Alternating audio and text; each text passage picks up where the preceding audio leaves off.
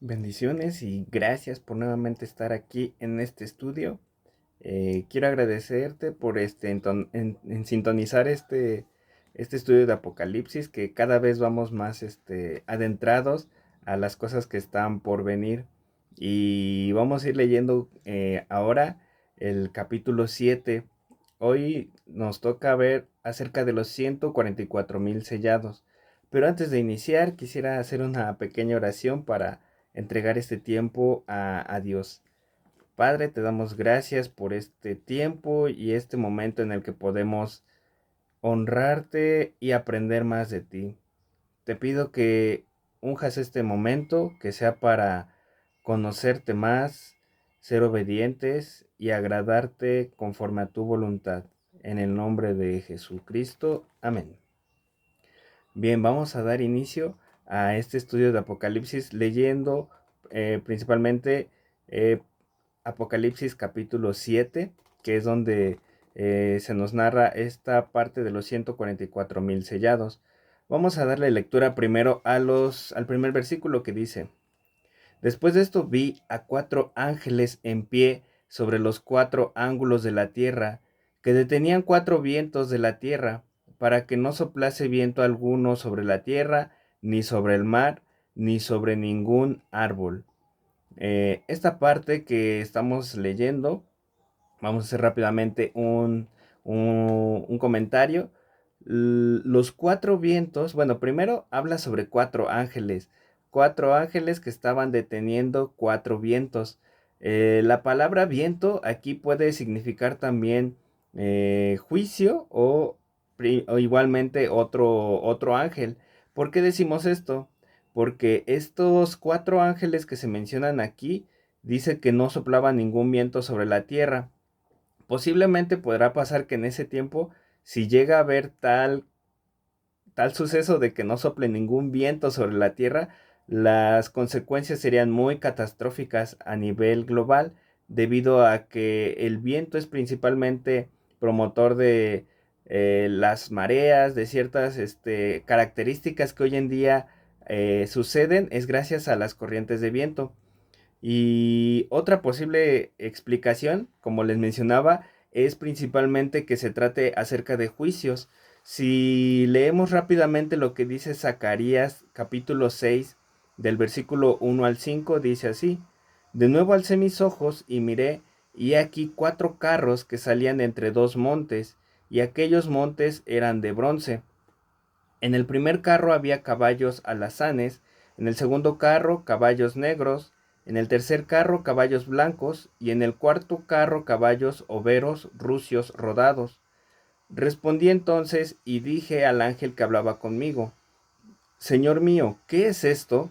Y el ángel me respondió y me dijo: Estos son los 4 vientos de los cielos que salen después de presentarse delante del Señor de toda la tierra. Aquí, Zacarías, la visión que tuvo fue acerca igual de estos 4 carros, 4 jinetes también. Recordemos que en el anterior capítulo, en el capítulo 6, hablamos sobre los sellos y sobre los jinetes que comúnmente se les conoce como los jinetes del Apocalipsis, que salen alrededor de toda la tierra y causan destrucción. Entre ellos estaban, como lo acabamos de leer, un jinete en caballo blanco, uno en un caballo negro, uno en un caballo rojo y uno en un caballo como amarillento, mencionaban. Eh, entonces podemos relacionar esa parte con este aspecto de que estos vientos hacen referencia a juicios. Otro punto por el cual mencionamos que puede ser que sean juicios es aquí en el versículo 1 de Zacarías que acabamos de leer, en el 1 y en el 2. En el 1 dice que estos carros salían de montes de bronce. Ya anteriormente hemos hablado de que el bronce representa el juicio. Hay muchas profecías en Daniel, también en Ezequiel, donde el bronce lo asemejan o lo asocian con situaciones acerca del juicio, principalmente sobre el juicio de las naciones y el juicio hacia Israel o el pueblo de Dios, que había sido desobediente al no aceptarlo como su único Dios y proveedor. Más adelante seguimos leyendo en el versículo 2. Vi también otro ángel que subía de donde sale el sol y tenía el sello del Dios vivo.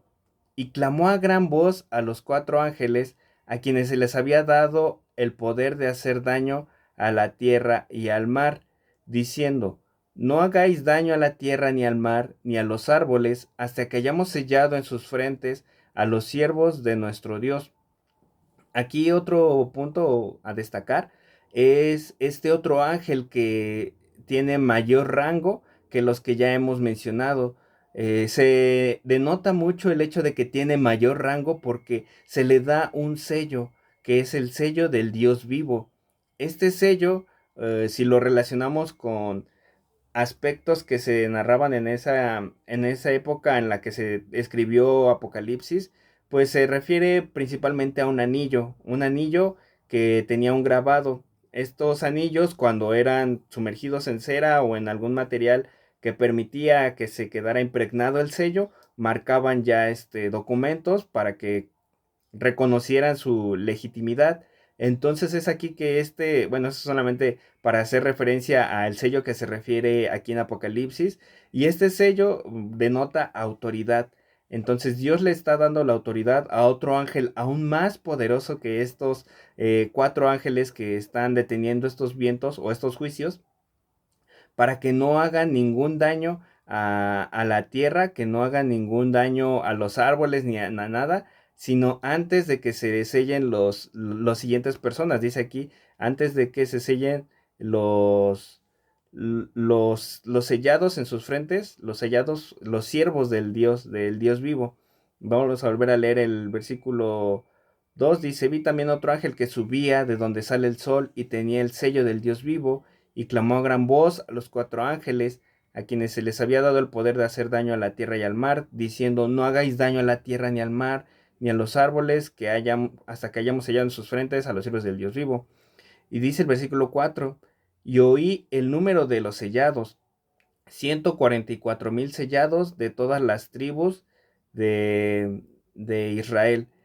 Estos sellados, muchas veces durante este siglo hemos escuchado a algunas facciones religiosas que se hacían llamar los 144,000 sellados, porque estas personas, conforme vayamos leyendo a continuación en el capítulo, van a recibir cierta protección, cierto respaldo del Dios vivo para que no les pase nada durante el tiempo de la gran tribulación. Y es importante denotar esto, que estos 144,000 sellados, la Biblia dice claramente a quién se refiere. No son personas como diríamos tú o yo, sino que son personas específicamente de las tribus de los hijos de Israel.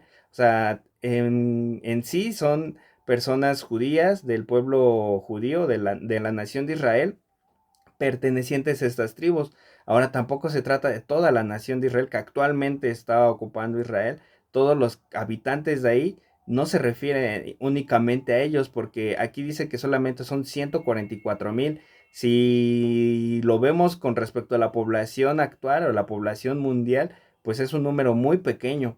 Un número muy pequeño, pero estas personas van a dar testimonio, van a seguir predicando al Dios vivo durante el tiempo de la gran tribulación. Ahora, anteriormente Dios ya había sellado a su pueblo, al pueblo de Israel. Eso lo podemos leer en Ezequiel 9:4, que dice: y le dijo Jehová: pasa por en medio de la ciudad, por en medio de Jerusalén, y ponles una señal en la frente a los hombres que gimen y que claman a causa de todas las abominaciones que se hacen en medio de ella. Es decir, que Dios hace este hecho particular de sellar a aquellas personas que tiene bajo su respaldo, bajo su protección, y en este caso pues a su pueblo, que es el pueblo desde el inicio, desde los tiempos de Abraham, de Isaac, de Jacob, toda esta nación que él fue creando, permanecen sellados. Hoy en día también el Espíritu Santo nos sella como hijos de Dios. Dice en Efesios 1:13, en él también vosotros, habiendo oído la palabra de verdad, el evangelio de vuestra salvación, y habiendo creído en él, fuisteis sellados con el Espíritu Santo de la promesa. Es decir, que el Espíritu Santo obra también como ese sello en los hijos de Dios, dando testimonio de que somos sus hijos delante de Dios en el ambiente espiritual. Él nos reconoce por ese sello. Igual a su nación la va a reconocer por este sello que ponga en la frente de sus escogidos, estos 144,000. Ahora, la Biblia, reitero nuevamente, es clara al mencionar a estos 144,000 porque son de las 12 tribus de Israel. Y vamos a ahondar un poco más acerca de estas tribus. Dice, continuamos con la lectura en el versículo 4. Y oí el número de los sellados, 144,000 sellados de todas las tribus de los hijos de Israel. De la tribu de Judá, 12,000 sellados. De la tribu de Rubén, 12,000 sellados. De la tribu de Gad, 12,000 sellados. De la tribu de Aser, 12,000 sellados. De la tribu de Neftalí, 12,000 sellados. De la tribu de Manasés, 12,000 sellados. De la tribu de Simeón, 12,000 sellados. De la tribu de Leví, 12,000 sellados. De Isaacar, de Zabulón, de José, de Benjamín, todas estas tribus fueron sellados, 12,000 de cada tribu. Ahora, aquí, ¿qué es lo que podemos observar? Vemos primeramente a la tribu a la que hace mención en un inicio, que es la tribu de Judá. Ahora, si nos volvemos a leer, regresamos a Génesis, donde se menciona toda la genealogía de estas tribus, recordamos que el primogénito de Jacob o de Israel fue Rubén. En este punto nos preguntamos por qué no se le menciona primero, por qué no fue el primogénito. Bueno, si recordamos, Rubén perdió esa posición de primogenitura. No es el único caso de que alguien que pierde una primogenitura en la Biblia. Recordemos también el caso de Jacob y su hermano Esaú, que también Esaú perdió la primogenitura. Pero aquí Rubén pierde esta primogenitura debido a su desobediencia.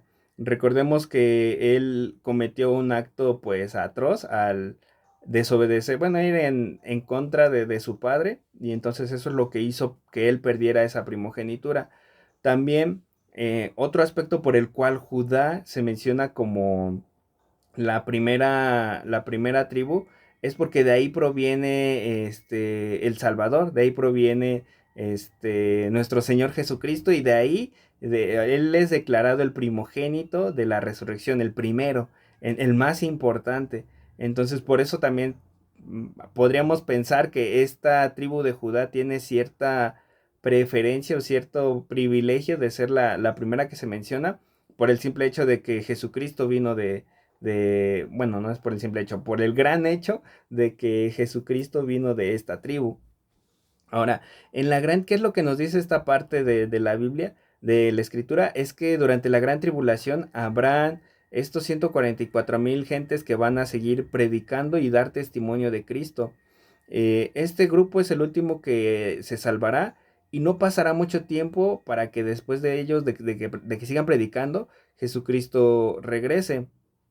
Ahora, ¿de qué manera van a ser salvas estas personas? Ya vimos que se les va a dar este sello a estos 144,000, pero ¿de qué manera ellos son salvos?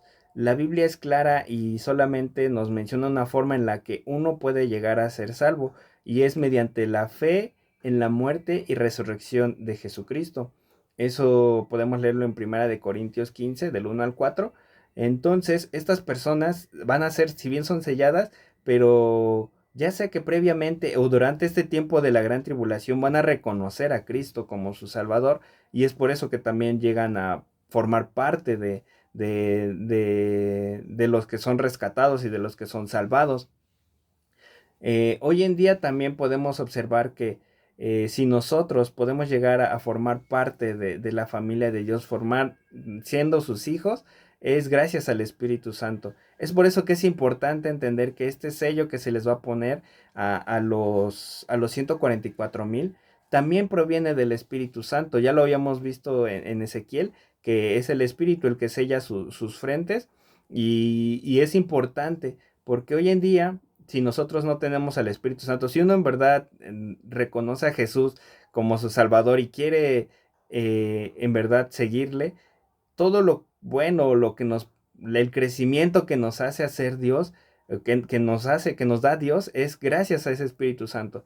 Si por nosotros fuera, negaríamos a Jesucristo a la primera, si no fuera por el Espíritu Santo, porque obviamente Él es el que nos da la fe y la esperanza. Dice la Biblia que Él es el que nos convence de pecado, Él es el que nos convence de cuando estamos haciendo lo que no le agrada a Dios, y Él es el único que puede convencernos verdaderamente, genuinamente, de que estamos haciendo las cosas mal y que necesitamos a un Salvador. Por nosotros mismos no podemos, porque somos débiles, la carne es débil, lo dice la propia palabra, y entonces es necesario el Espíritu Santo. Es necesario que estos 144,000 estén sellados con el poder del Espíritu Santo.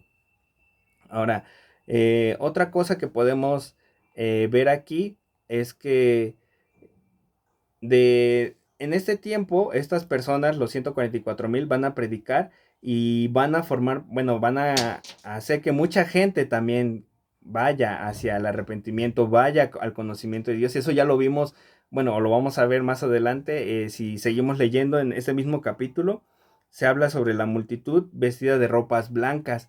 Esta multitud es fruto también de esta predicación, de este mensaje que comparte este remanente del pueblo de Dios, porque gracias a ellos, durante la gran tribulación, ese periodo de 7 años aproximadamente que se ha manifestado o se menciona aquí en la Biblia que sucederá, estas personas, los 144,000, harán más grande labor durante ese tiempo que lo que ha hecho la iglesia en 2000 años. O sea, este avivamiento que se vendrá, este conocimiento de la verdad que habrá, que miles, millones de personas conocerán, no es casualidad, no es algo pequeño, sino que va a ser algo sin precedentes. Entonces, algo que también podemos optar y analizar de esta escritura. Otra cosa que observamos cuando mencioné acerca de Rubén, de que fue el que perdió la primogenitura, pero más adelante vemos que él mismo también se menciona dentro de esta lista de tribus seleccionadas. Se menciona también a la tribu de Rubén, de hecho se menciona en segundo lugar.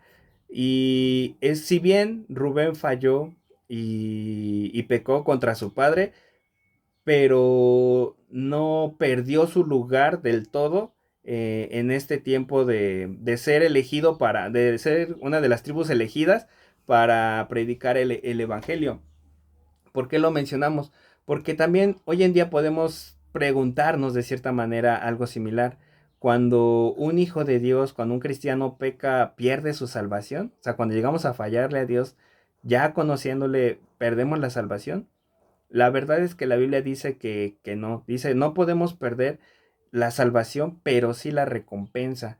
Ahora, hay que tener cuidado con esto. No quiere decir que pequemos deliberadamente, sino que cuando un cristiano peca, lo primordial, lo primero, lo inicial es pedir perdón a Dios, y Él es poderoso para restaurarnos. Dice en primera de Juan que si pecamos, confesemos a nuestros pecados delante de Dios, y Él es fiel y justo para perdonarnos y limpiarnos de toda maldad.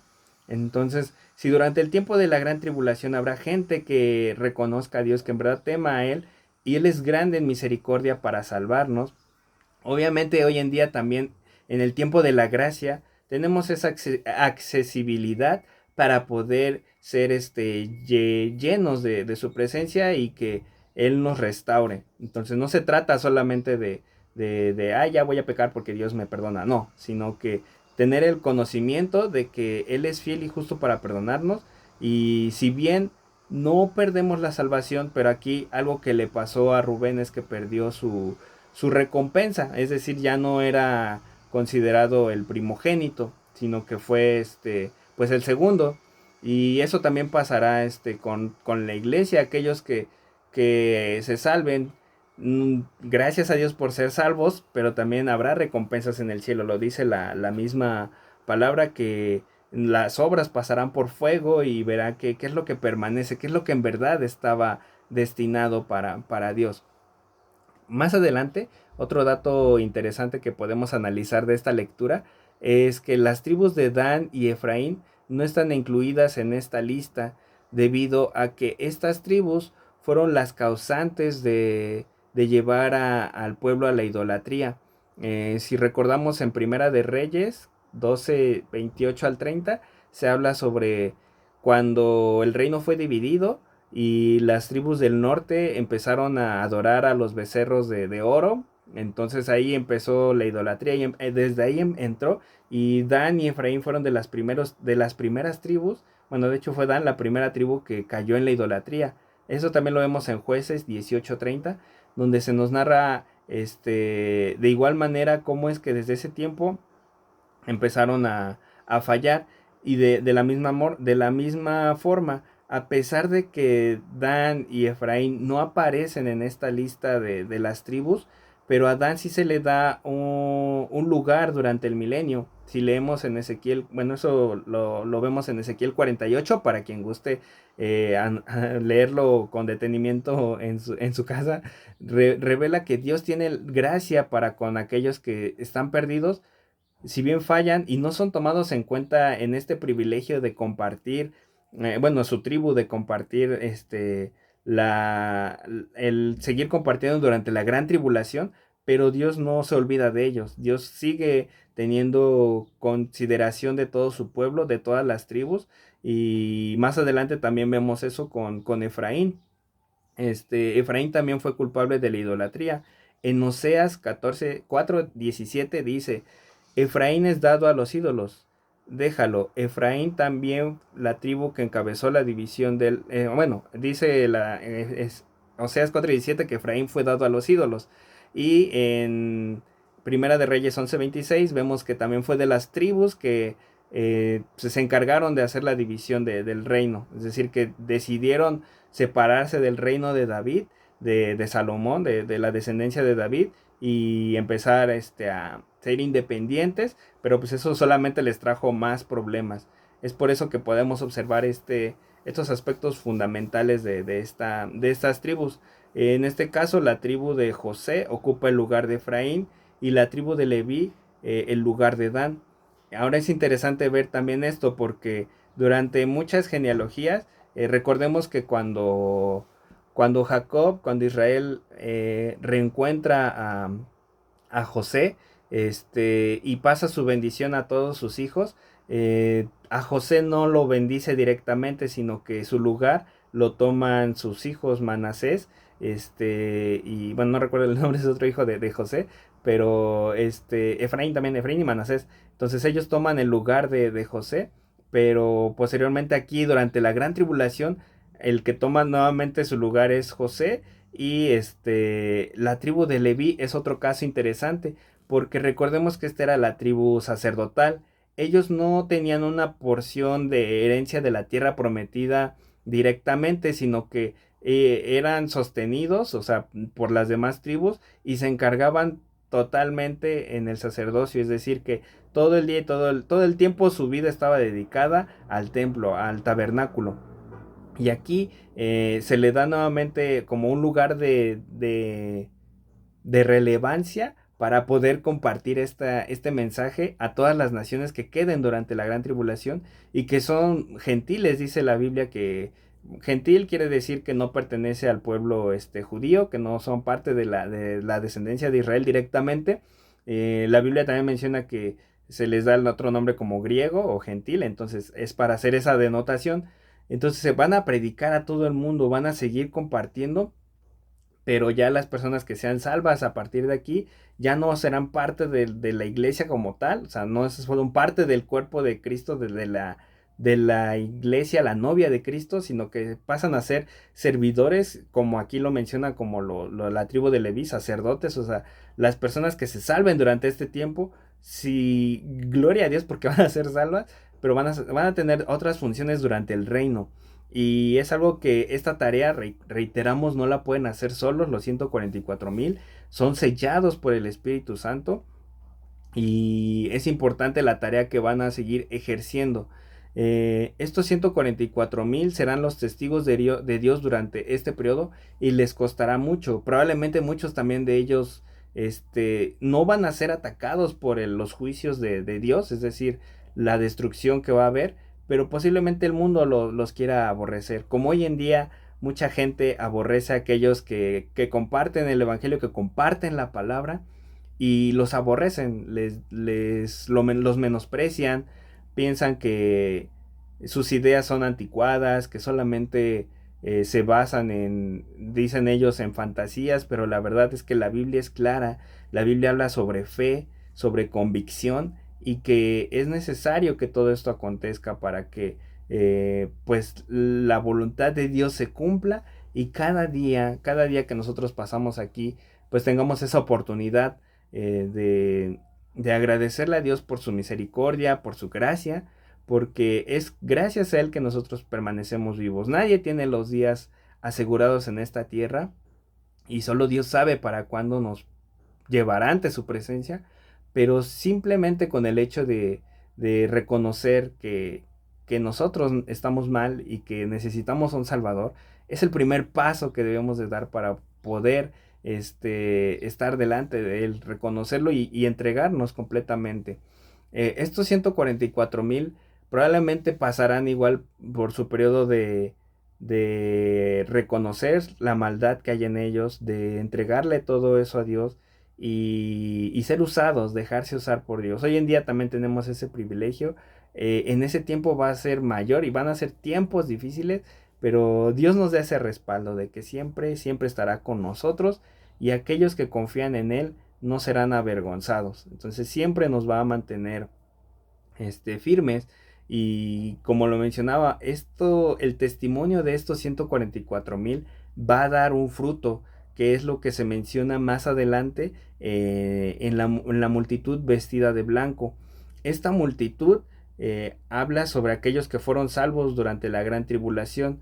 De hecho, hay varios estudios que hemos tenido también como Iglesia Sinfonía de Vida, específicamente refiriéndome a Sinfonía de Vida, sobre estos 144,000 que nos hablan, que la multitud vestida de ropas blancas, que nos refieren acerca de las personas que son salvas, que van a alabar juntamente con los ángeles y con los seres celestiales acerca de la grandeza de Dios y sobre toda su voluntad, su magnificencia, porque solamente Él es digno y la salvación solamente proviene de Él. No proviene de nosotros, no proviene de lo que podamos hacer con nuestras fuerzas, ni de nuestra inteligencia, solamente proviene de Él. Entonces hoy en día, en vez de querer buscar nuestro propio beneficio, querer hacer las cosas conforme a nuestra propia ideología, entreguemos todos esos pensamientos a Dios y que sea el Espíritu Santo que nos guíe. A veces nos cuesta trabajo, sé que hoy en día nos enfocamos más en quizás lo cotidiano, el trabajo, la escuela, que está bien, pero hay cosas mayores que todo eso y Dios siempre dice que si le damos el primer lugar en todo, Él hará prosperar nuestro camino. Él, en verdad, si nosotros dedicamos ese tiempo a Él, hoy que podemos buscarlo, que podemos encontrarlo de manera accesible, él promete todas estas cosas, de ser luz y ser bendición en nuestras vidas. Y como menciona aquí en el capítulo 7 sobre la multitud de ropas blancas, dice que Él los guarda en su tabernáculo, Él los aparta y Él los protege y les limpia de toda lágrima, de todas las tribulaciones que pasaron durante el tiempo de hambre, pestes, el calor abrasador del cambio climático, todo eso los guarda de esa destrucción y enjugará toda lágrima, dice la Biblia. Y eso también lo puede hacer contigo. Si tú permites entregarle tu corazón, darle de todo tu ser, como dice la Biblia, con toda tu mente, con todas tus fuerzas, con todo tu corazón. Y darle el único lugar, el primer y único lugar que se merece. Él puede hacer grandes cosas en nuestras vidas. Entonces vamos a darle gracias a Dios por este tiempo, porque es de bendición el hecho de saber que tenemos ese respaldo eterno y que nunca nos va a abandonar.